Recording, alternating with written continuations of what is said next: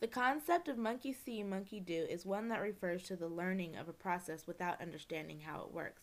In other words, mimicking an act with a limited understanding of the consequence. Scientists use the concept of monkey see, monkey do to understand the foundations of aggression in human behavior. Is it biologically programmed because under certain circumstances it has been an evolutionary survival mechanism? Do situational factors such as repeated frustration or provocation bring forth aggression? Or is it learned by what we see? Social psychologists have been at the forefront of aggression research. They focus on all types of human interaction. One goal of social psychologists has been to define aggression. What is aggression? It may seem relatively easy to figure out a definition. However, such an explanation turns out to be hard to pin down. What would you define as aggression? A boxing match? Or is a cat killing a bird aggression? Is a soldier shooting the enemy aggression? Or is sibling rivalry aggression? Many researchers have gone beyond trying to agree on a definition of aggression and tried examining the sources of human aggression. The social learning theory suggests that behavior can be developed through observing and imitating other behavior. One of the most famous experiments regarding this idea was conducted by Albert Bandura and his associates Dorothea Ross and Sheila Ross. Bandura founded the social learning theory and demonstrated how children can learn aggression. Bandura, Ross, and Ross were able to demonstrate this modeling effect for acts of aggression.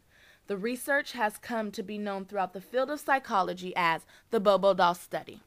The researchers proposed to expose children to adult models who behaved in either aggressive or non-aggressive ways. The children would then be tested in a new situation without the model present to determine to what extent they would imitate the acts of aggression they had observed in the adult.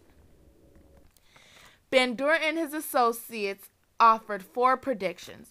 Children who observed adult models performing acts of aggression would imitate the adults and engage in similar aggression behaviors, even if the model was no longer present. Furthermore, this behavior would differ significantly from those children who observed non-aggressive models or no models at all. Children who were exposed to the non-aggressive models would not only be less aggressive than those who observed the aggression, but also significantly less aggressive than a control group of children who were exposed to no model at all. In other words, the non-aggressive models would have an aggression inhibiting effect. Because children tend to identify with parents and other adults of their same sex, participants would imitate the behavior of the same-sex model to a greater degree than a model of the opposite sex. Since aggression is a highly masculine type behavior in society, boys should be more predisposed than girls toward imitating aggression, the difference being most marked for subjects exposed to the male model. There were a total of 36 boys and 36 girls ranging in age from 3 to almost 6 years old. The control group consisting of 24 children would not be exposed to any models. The remaining 48 children were divided into 2 groups, 24 exposed to non-aggressive models and 24 exposed to aggressive models. Each group was further divided in half so that 12 were exposed to opposite-sex models and the other 12 were exposed to same-sex models. There were a total of 8 groups. Each child was exposed individually to the various experimental procedures. First, the experimenter brought the child to the playroom. On the way, they encountered the adult model who was invited by the experimenter to come and join the game. The child was seated in one corner of the playroom at the table containing highly interesting activities. Next, the adult model was taken to a table in a different corner containing a mallet and an inflated 5-foot-tall Bobo doll. The experimenter explained that these toys were for the model to play with and then left the room. For both the aggressive and non-aggressive conditions, the model began assembling the Tinker toys. However, in the aggressive condition, after a minute, the model attacked the Bobo doll with violence. For all the children in the aggressive condition, the sequence of aggressive acts performed by the model was identical. The experimenter came back into the room, said goodbye to the model, and took the child to another game room. Following the 10-minute play period, all children from various conditions were taken to another room that contained very attractive toys. The researchers believe that in order to test for aggressive responses, the child should be somewhat angered or frustrated. To accomplish this, they allowed them to begin playing with the attractive toys, but then after a short time told them that the toys in this room were reserved for other children. They also told the children, however, that they could play with some other toys in the next room. All the acts that imitated the physical aggression of the model were recorded.